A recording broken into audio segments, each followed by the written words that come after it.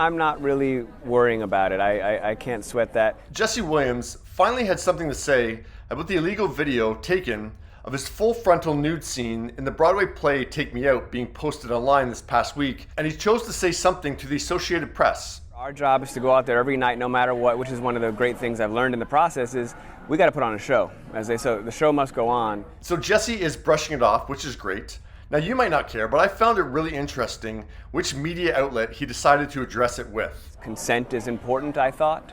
So let's keep that in mind universally. He was live on Yahoo Finance the day after the leak. How terrifying is that experience? You're up there, you're live, you see your audience, there is nudity involved. He didn't address it there.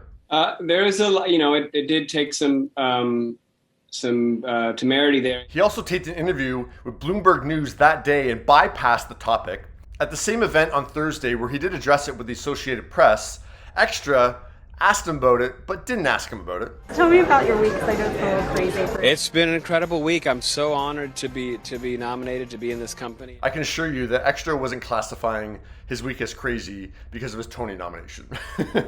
It's clear that the producer was told not to ask about the video, but that was their way of asking about it, but not asking about it, and hoping that Jesse would voluntarily start talking about it, which he didn't. It was surely prearranged that he would address it with one media outlet at the Tony Awards Meet the Nominees event, and it was decided that it would be the Associated Press. The best thing we can do is in action. He, of course, also could have taken to social media at any point this past week, like his co-star Jesse Tyler Ferguson did, and the Second Stage Theater did, and Jesse praised them for having his naked back. It's wonderful to see a community push back and make clear what we do stand for, what we don't. In his singular response, Jesse does recognize that some aren't regular Broadway audience members. Theater is a sacred space, and everybody doesn't understand that. Everybody doesn't necessarily respect or regard that in the way that maybe they should or we'd like them to. While those people are used to sharing everything on their phones, the centuries-old theater experience doesn't bend to that. So there's going to be collisions and fissures and moments where